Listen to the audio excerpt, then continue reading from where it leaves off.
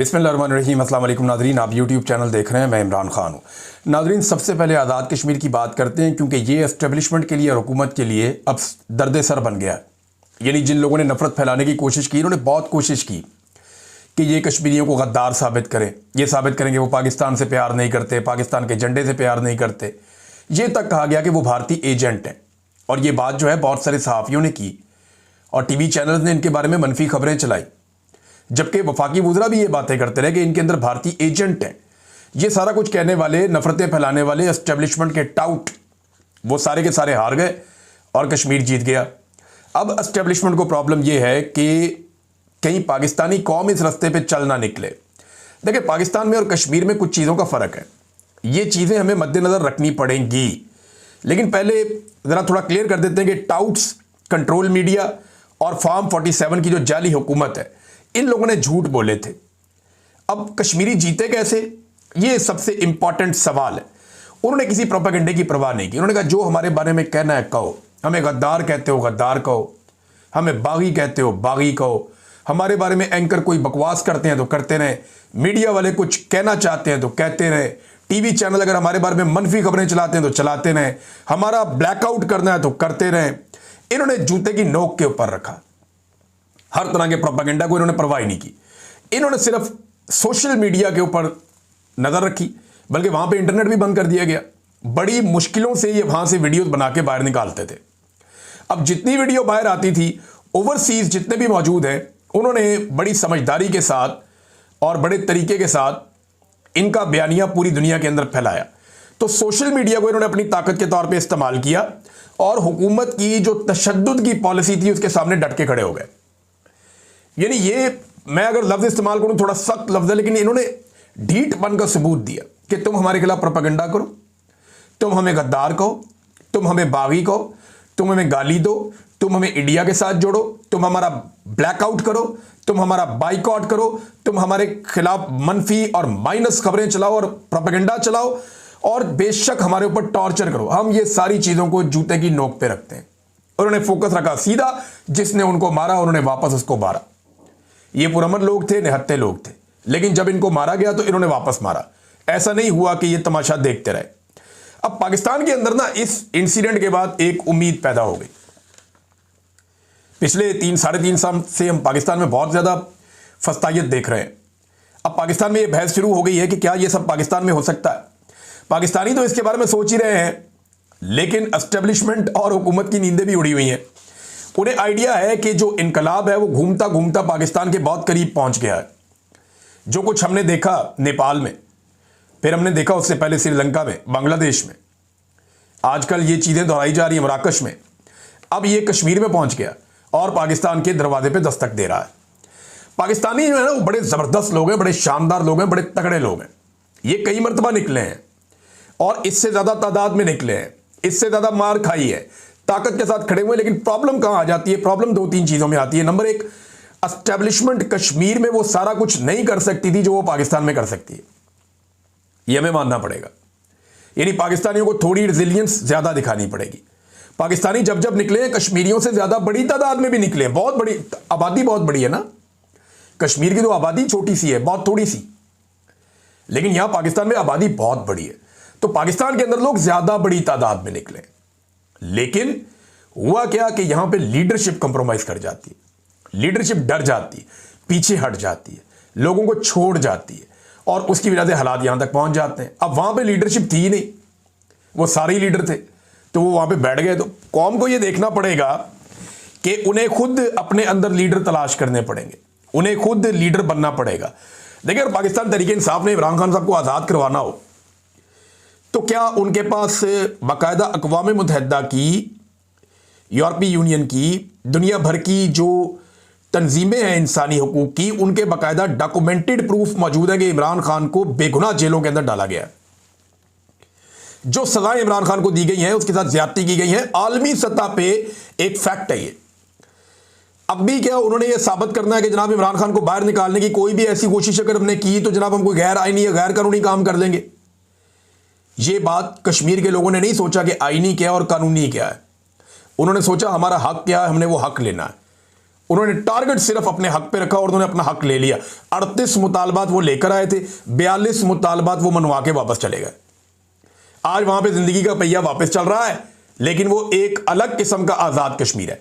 लोगों का confidence level कहीं और है, लोग ओन कर रहे हैं एक दूसरे को। लोगों को लगता है कि ये खित्ता हमारा है, ये इलाका हमारा है, यहां पे हमारा सिक्का चलेगा। बाहर से आगे किसी ऑफिसर को यहां लाके बिठाया जाएगा और वो डंडे के जोर पे हमें चलाएगा, ये नहीं हो सकता। पाकिस्तान में ये फॉर्मूला हो सकता है, लेकिन देखिए ना, आजाद कश्मीर में एस्टेब्लिशमेंट उस तरीके से सामने सिक्योरिटी फोर्सेस को नहीं ला सकती जैसे पाकिस्तान में ले आती है। वजह यह है कि वो एक इंटरनेशनल मामला भी पाकिस्तान का चल रहा है, तो भारत भी उसको मैनिपुलेट करता है, इस्तेमाल करता है, उसके ऊपर आवाज उठाता है। लिहाजा पाकिस्तान अपना मुकदमा भी खराब नहीं करना चाहता था। दूसरा, पाकिस्तानियों को अब यह बात समझ लेनी चाहिए कि यही तरीका है, या घी सीधी उंगली से पाकिस्तान में नहीं निकलता। अगर आपने पाकिस्तान को आईन और कानून के मुताबिक चलाना है, अगर आपने बेगुनाह कैदियों को रिहा करवाना है, अगर आपने पाकिस्तान के अंदर जुल्म, जबर और फस्तायत खत्म करनी है, इंसानी हकूक की पामालियां खत्म करनी है, आज़ादी इजहार राय पाकिस्तान के अंदर राइज करना है और पाकिस्तान में मैंडेट का एहतराम करवाना है, तो फिर अवाम को यह घी सीधी उंगली से निकलेगा नहीं, इसको टेढ़ी उंगली से निकालना पड़ेगा, जैसे कश्मीरियों ने निकाला। जैसा मुंह वैसी चपेड़। अब एस्टेब्लिशमेंट को भी इस बात का खौफ है, हुकूमत को भी इस बात का खौफ है। देखिए होता क्या है, इसको जरा समझे आप। गोली बांग्लादेश में भी चली थी, लोगों ने वो इलाका खाली नहीं किया तो एस्टेब्लिशमेंट को सरेंडर करना पड़ गया। गोली नेपाल में भी चली थी, लोगों ने वो इलाका खाली नहीं किया तो एस्टेब्लिशमेंट को सरेंडर करना पड़ गया। गोली श्रीलंका में भी चली थी, लोगों ने इलाका खाली नहीं किया तो सरेंडर करना पड़ गया एस्टेब्लिशमेंट को। गोली कश्मीर में भी चली है, लोगों ने इलाका खाली नहीं किया तो एस्टेब्लिशमेंट को सरेंडर करना पड़ गया।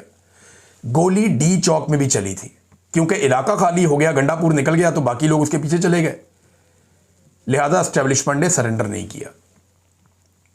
अगर ये गोली एक ही दफा चलाते हैं और जितनी चला सकते हैं मैक्सिमम, लेकिन अगर लोग डट जाए ना तो फिर ये घुटनों पे आ जाते हैं फौरन। ये पूरी दुनिया का एक ट्रैक रिकॉर्ड है और यही होगा पाकिस्तान में जब भी होगा। बहरहाल ये आज़ाद कश्मीर के लोगों ने हासिल क्या किया, जरा ये आप चीज़ें देखें।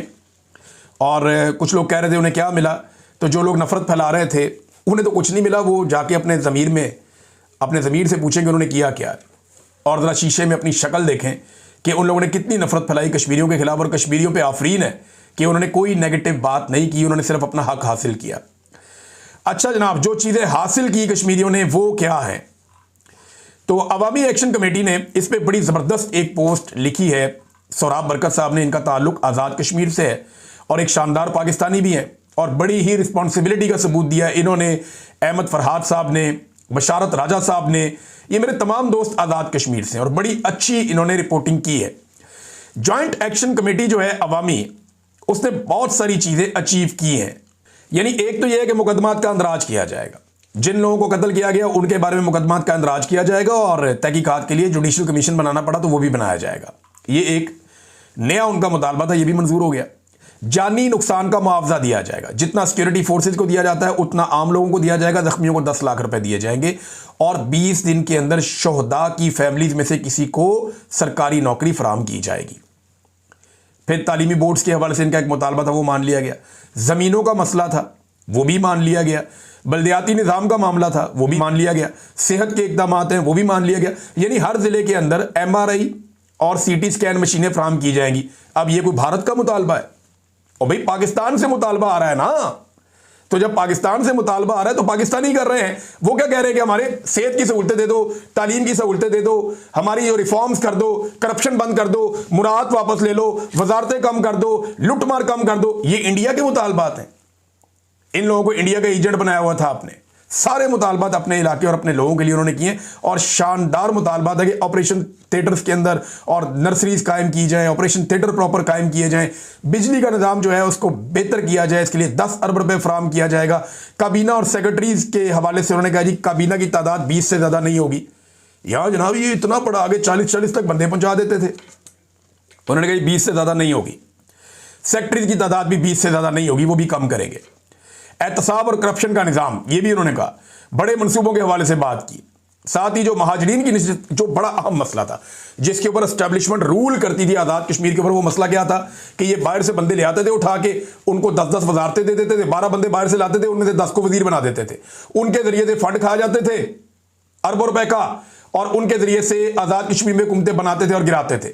जनाब ये तय पाया कि एक आला कमेटी बनाई जाएगी जिसमें कानूनी माहिरीन और नुमाइंदे शामिल होंगे। ये कमेटी आज़ाद कश्मीर असम्बली में मुहाजिरीन की नशिस्तों और उनके मुस्तकबिल पर सिफारिशात देगी। जब तक कमेटी अपनी रिपोर्ट मुकम्मल नहीं करती, इस हवाले से तमाम मौजूदा इंतजामात मुअत्तल रहेंगे, यानी ये मुअत्तल हैं अब सारे, और इनकी वजारतें भी 2 तक महदूद हो गई हैं। ये कमाल उन्होंने चीज़ें हासिल की हैं, ज़बरदस्त काम किया है। हत्ता कि अपने आटे के ऊपर भी उन्होंने बात की। उन्होंने कहा आटे की क्वालिटी अच्छी नहीं आ रही आज़ाद कश्मीर में, ये होती है कौम। आटे के ऊपर उन्होंने बात की। उन्होंने कहा जी क्वालिटी की बात करो हमारे साथ, सब्सिडी तो तुम देते हो लेकिन क्वालिटी गिरा दी आटे की, हमारे बच्चों को अच्छी खुराक नहीं मिल रही। तो उसके ऊपर जनाब उन्होंने कहा कि 50% देसी गंदम शामिल की जाएगी, 50% इंपोर्टेड गंदम शामिल की जाएगी। ये भी इसके अंदर मुआहिदा हो गया। ये है जनाब आज़ाद कश्मीर के लोग और ये है उनकी कामयाबी। नाज़रीन अब आ जाए जरा फ़लस्तीन और इसराइल वाले मामले पे, जहां पे शहबाज शरीफ साहब ने इस मामले को जिस तरह मिस हैंडल किया है, इसकी माजी में कोई मिसाल नहीं मिलती। नंबर 1, सबसे पहले शहबाज शरीफ ने क्या किया कि डोनाल्ड ट्रंप का जो मुआहिदा था उसको पढ़े बगैर साइन कर दिए और बाद में उसके ऊपर तारीफी ट्वीट भी कर दी और खुशामद की ज़मीन आसमान एक कर दी और डोनाल्ड ट्रंप की तारीफों को पुल बांध दिए उसी एक उनके मुआहिदे को लेकर, और उस मुआहिदे को पढ़ा भी नहीं। जब इसके ऊपर रद्देमल आया तो फिर अपने नायब के जरिए से यानी इसहाक डार के जरिए से मुकर गए कि जनाब ये तो वो मुआहिदा ही नहीं है जो हमने पढ़ा था। बाद में डोनाल्ड ट्रंप ने जनाब चौक में रख दिया इनको उठा के, आसिम मुनीर साहब को भी और शहबाज शरीफ साहब को भी, जनाब ये तो दस्तखत करके गए हैं, ये सारों ने दस्तखत किए हैं और ये मुआहिदा जो मैं पेश कर रहा हूं यही मुआहिदा। डोनाल्ड ट्रंप डट गए अपनी बात के ऊपर। अब बजाय कि शहबाज शरीफ साहब डोनाल्ड ट्रंप को जवाब देते, ये चुप करके बैठ गए। इन्होंने मुंह पे उंगली रख ली, इनकी जुर्रत नहीं हुई वापस जवाब देने की। फिर उसके बाद जनाब इन्होंने एक और दावा कर दिया कि हमास मान गया है, फलस्तीनी मान गए हैं, तो आपको क्या एतराज है। तो फलस्तीनियों का रद्देमल भी आ गया, हमास का रद्देमल भी आ गया, वो दोनों नहीं माने। फिर उसके बाद डोनाल्ड ट्रंप ने एक और ट्वीट किया जो बड़ा सख्त था, उसकी तरफ से धमकियां लगा दी और उसने बाकायदा बता दिया कि ये पहले दिन से मेरे साथ थे और उन्होंने दस्तखत भी किए हुए हैं उसके ऊपर, ये भी कह दिया। अब उसके बाद हमास का फिर जवाब आया डोनाल्ड ट्रंप के ट्वीट पे, तो इन्होंने बगले बजाना शुरू कर दी, रोला डाल दिया कि जनाब अब तो हम कामयाब हो गए, अब तो हमास भी मान गया, हमने अमन पैदा कर दिया। ये हमास का ट्वीट भी इन्होंने नहीं पढ़ा, उनका स्टेटमेंट भी नहीं पढ़ा। अंदाजा करें आप, डोनाल्ड ट्रंप का तो पढ़ा ही नहीं पड़ा था, हमास का भी नहीं पढ़ा और उन्होंने बगले बजाना शुरू कर दी। जब हमास को गौर से पढ़ा तो पता चला कि हमास ने जो स्टेटमेंट जारी किया है उसमें उन्होंने डोनाल्ड ट्रंप के अमन मुआहिदे के ऊपर अमल करने के दौरान जिन शिकों के ऊपर एतराज किया, लगभग 80% चीजों पर इख्तलाफ हो गया। यानी डोनाल्ड ट्रंप के साथ जो चीजें शहबाज शरीफ वगैरह और ये बाकी लोग सारे तय करके आए थे, उनमें से हमास ने 80% के ऊपर इख्तलाफ किया। सिर्फ इत्तफाक उनका यह कि जंगबंदी की जाए, कैदियों का तबादला हो जाए। बाकी उन्होंने कहा जी इसराइल भी यहां से निकले, खाली करे इसको। साथ उन्होंने कहा जी फौरी तौर पे जंगबंदी करें। साथ उन्होंने कहा जी कोई गैर मुल्की हम यहां पे हुक्मरान नहीं मानेंगे, इसका निज़ाम चलाएंगे फ़लस्तीनी। साथ उन्होंने ये भी कहा कि यहां से नकल मकानी बंद करवाई जाए और जो इमदादी कारकुन आना चाहते हैं उनका रास्ता जो बंद किया हो वो रास्ता खोला जाए। तो ये वो और हथियार डालने से भी उन्होंने इनकार कर दिया फौरी तौर पे, और उन्होंने कहा हम कोई दहशतगर्द तंजीम भी नहीं है कि हम इसको तहलील कर दें हमास को। तो ये बहुत बड़े बड़े इख्तलाफात थे जिन पे ये इत्तफाक करके आए थे, हमास ने नहीं किया। अब इन्होंने उस पर बगलें बजाई, बाद में पता चला हमास ने तो कुछ और कह दिया है। यानी हर चीज के ऊपर ये उल्टे ही चले। अब नेतन्याहू ने एक ट्वीट कर दिया, उसके बाद जनाब शहबाज शरीफ साहब ने फिर एक लंबा ट्वीट दाग दिया कि जनाब डोनाल्ड ट्रंप की तारीफें शुरू कर दी कि हम अमन के बहुत करीब पहुंच गए हैं, डोनाल्ड ट्रंप ने ये किया, 7 अरब हुक्मरानों की भी तारीफें कर दी और 7 फलस्तीनियों के साथ हम खड़े हैं। वो नेतन्याहू ने फिर अपना ट्वीट डिलीट कर दिया और अब सूरत हाल ये है कि इसराइल लगातार हमले कर रहा है गाजा के ऊपर। जो आखिरी इत्तलात आई हैं तब तक तो वो हमले कर ही रहा है और अब उन्होंने हमलों के लिए जो है वो बमबारी के अलावा रिमोट कंट्रोल गाड़ियों को भी चंद इत्तलात के मुताबिक इस्तेमाल करना शुरू कर दिया है। यानी ऐसा लगता है कि शहबाज शरीफ साहब ने जिस तरीके से सारे मामले को हैंडल किया है कि कोई इज्जत नफ्स, कोई किरदार की पुख्तगी, या ऐसा लगता है ये हुकूमत जुए पे चल रही है। ना कोई किरदार है इनका, ना कोई इज्जत नफ्स है इनकी, ये एक जुए के ऊपर चल रहे हैं। अचानक खुश हो जाते हैं, कोई खबर आती है छलांगे मारते हैं, दूसरी खबर आती है सहम जाते हैं, चुप करके साइड पे होकर बैठ जाते हैं, इनकी चूं नहीं निकलती, बिल्कुल चुप हो जाते हैं। तो एक अजीबोगरीब तरीके से ऐसे जैसे बच्चे चलाते हैं ऐसे ये हुकूमत चला रहे हैं कि बच्चा है ना, उसको आप ऐसे करके कोई चीज़ चूसनी उसके मुंह में डालें वो चुप हो जाता है, चूसनी निकालें वो रोना शुरू हो जाता है। इनकी ये हालत हुई हुई है। ऐसा चाइल्डिश एटीट्यूड है कि कोई चीज इनकी कंक्रीट नहीं है, किसी चीज में तदब्बुर नहीं है, कोई समझदारी नहीं है। बहुत अजीब तरीके से ये चला रहे हैं, सिर्फ खुश करना चाहते हैं डोनाल्ड ट्रंप को, ताकि ट्रंप खुश रहेगा तो सारा कुछ। अब ट्रंप को खुश करने के चक्कर में एक और काम डाल दिया इन्होंने, और ये इंटरनेशनल मीडिया ने इसको छापा है। वो आपके सामने मैं रखूं, लेकिन उससे पहले आपको मैं ये बताऊं कि इस वक्त जो है वो इटली में 20 लाख लोगों ने मुजाहरा किया है गजा के हक में, इसराइली मजालिम के खिलाफ। अंदाजा करें आप। और उन लोगों को, उनकी कोई मजहबी तंजीम नहीं है वहां पे, तहरीक लब्बैक वाले नहीं है, उनके लोग निकले और उन्होंने एहतजाज कर दिया। जबकि तहरीक लब्बैक को एहतजाज करने के लिए 10 दिन का टाइम चाहिए, 4 दिन पीछे 5 दिन गुजर गए, 1 हफ्ता और चाहिए, वो जुम्मे वाले दिन जाके एहतजाज करेंगे। और उसके लिए फिर आपको पता है पाकिस्तान में बहुत सारे SOPs हैं, बहुत सारी परमिशंस हैं, बहुत सारी गारंटीज हैं, उसके बाद नॉर्मली एहतजाज करने की इजाज़त मिलती है, क्योंकि डेमोक्रेसी तो है नहीं पाकिस्तान में। तो अब वहाँ पे देखें ना, वहाँ पे तो नहीं है तहरीक लब्बैक या फजलुर रहमान या कोई मजहबी सियासी जमातें या जमात इस्लामी। जमात इस्लामी ने वहाँ बांग्लादेश में बहुत बड़ा एहतजाज किया, लेकिन पाकिस्तान में जमात इस्लामी के हालात क्या है वो तो हम सारे अच्छी तरह जानते हैं। अब नाजरीन आ जाए आप इस बात पे कि आसिम मुनीर साहब के मुशीरों ने एक काम किया है, क्योंकि खबर मुशीरों के हवाले से छपी है, तो मैं आपके सामने सबसे पहले रखता हूं कि फाइनेंशियल टाइम्स की एक रिपोर्ट आई। रिपोर्ट क्या कहती है कि पाकिस्तानी फौज के सरबराह फील्ड मार्शल आसिम मुनीर के मुशीरों ने अमरीकी हुकाम से बहरे अरब पर, यह बहरे अरब वो है जो कराची से लेके गवादर तक आपका पूरा समंदर का एक इलाका है ना, ये आगे जाके इंडिया के साथ लगता है और इधर ईरान के साथ लगता है, इसको बहरे अरब कहते हैं। बहरे अरब पर एक बंदरगाह तामीर करने और उसको चलाने की पाकिस्तान ने पेशकश की। अमेरिका ने नहीं मांगी, पाकिस्तान ने पेशकश की कि आओ यहां पे तुम्हें एक बंदरगाह देते हैं।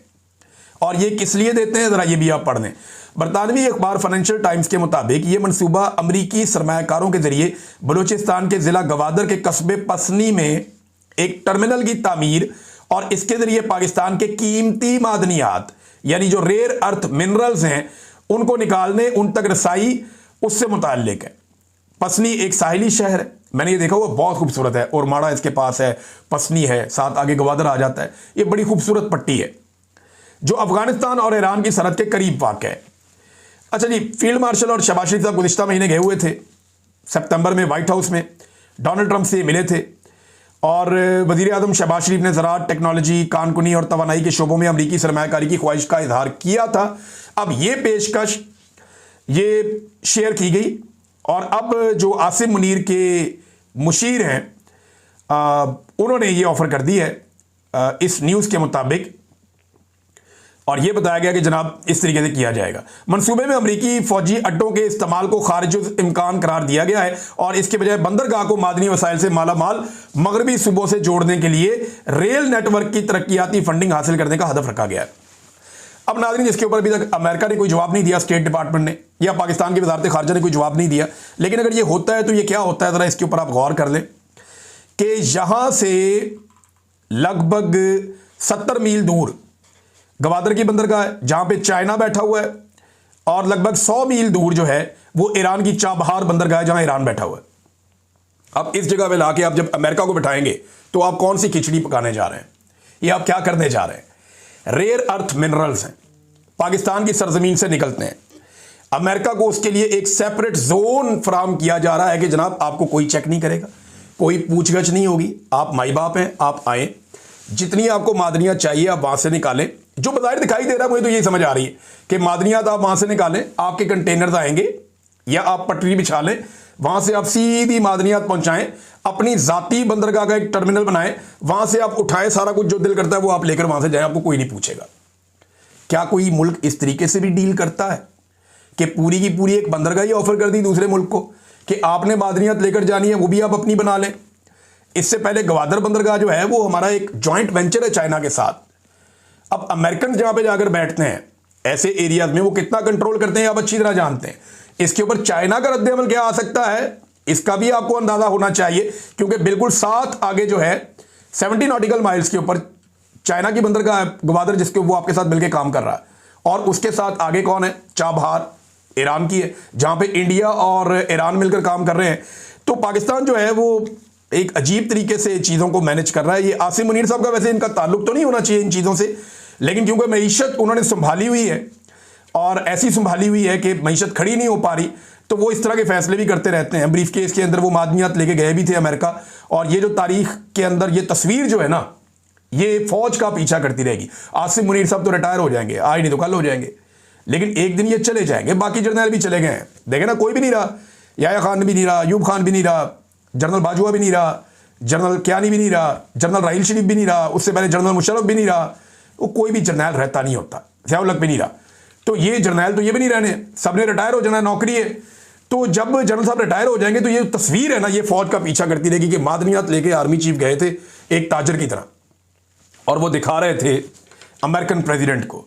ये तस्वीर कोई अच्छा तासुर नहीं बना रही। और इसी के ऊपर जब एतराज़ किया एम एल वली खान ने, तो PMLN ने एस्टेब्लिशमेंट के इशारों पे एम एल वली खान के ऊपर अटैक कर दिया। अब वहाँ पे एक अलग फड्डा पड़ा हुआ है। पीपल्स पार्टी और नून लीग की नूरा कुश्ती है, उसके ऊपर बात ही नहीं करनी, मेरे ख्याल करनी भी नहीं चाहिए, शायद कभी बात करनी पड़ जाए, लेकिन नूरा कुश्ती है। उन्हें ये बात पता चल गई है, जब वो PTI से लड़ते हैं तो आवाम सुनती ही नहीं है। उन्होंने कहा आपस में लड़के देखो, शायद आवाम हमारे पे तवज्जो दे दे या आवाम हमारी बात सुन ले। वो बेचारे टॉक शोज के अंदर टीवी चैनल को फोन कर करके कहते हैं कि जनाब हमारी आपस की लड़ाई तो दिखा दें। टीवी चैनल्स को टॉक शोज के अंदर जगह जगह पे वो राब्ते कर करके पीपल्स पार्टी और PMLN कह रहे हैं यार हम आपस में मुकाबला कर रहे हैं, लड़ रहे हैं, हमारी लड़ाई तो दिखा दें। लेकिन वो नूरा कुश्ती है, कोई संजीदा ले ही नहीं रहा उनकी लड़ाई को। बहरहाल पाकिस्तान तहरीक इंसाफ ने एक बड़ा इंटरेस्टिंग डाटा जो है वो जारी किया है, और डाटा ये बता रहा है कि SIFC सरमायाकारी लाने में बुरी तरह नाकाम हो गई। जबकि गुज़िश्ता 3 सालों में पाकिस्तान से मल्टीनेशनल कंपनियों का तेजी से इनखला जारी है। 16 मल्टीनेशनल कंपनियों का उन्होंने लिखा है जो सन 2023, 2024 और 2025 में पाकिस्तान छोड़ के चली गई हैं। साल के अंदर 4 मल्टीनेशनल कंपनियां किसी मुल्क में आ जाए ना तो बड़ी कामयाबी होती है। तो इधर जनाब गुज़िश्ता 2-3 साल के अंदर 3 सालों में 16 कंपनियां पाकिस्तान को छोड़ के चली गई, और उस वक्त जब आर्मी चीफ ने बेड़ा उठाया हुआ मईशत का, SIFC जैसा इदारा बनाया हुआ है, कोई सरमायाकारी आ नहीं रही बल्कि पाकिस्तान से बाहर जा रही है। नाज़रीन, अब हम हर वीलॉग में आपको एक इंटरव्यू सुनवाया करेंगे गंडापुर साहब का, और उसकी वजह यह है कि बहुत बड़ा दावा उन्होंने किया था और ये सुनाना बहुत ज़रूरी है, चाहे कोई माइंड करे। ये हम आपको वीलॉग्स के अंदर वक्तन बवक्तन सुनाते रहा करेंगे। जो उन्होंने कहा था 6 दिन बाकी रह गए हैं गंडापुर साहब के डेडलाइन में, उन्होंने क्या कहा था ये सुनिए। तो सुन लो, सब तायीद कर दे दो, फिर सारे हाथ उठा के बताओ कि आज से 90 दिन का आगाज हो गया है, या हम सियासत छोड़ेंगे और या इमरान खान को रिहा करवाएंगे। तायीद है। इसके बाद नारा तकबीर अल्लाह अकबर लगा के गंडापुर साहब ने अल्लाह को गवाह बनाया था। 6 दिन बाकी रह गए हैं, अब देखते हैं वो क्या करते हैं। अब तक के लिए इतना ही, अपना ख्याल रखिएगा, अपने चैनल का भी। अल्लाह हाफ़िज़।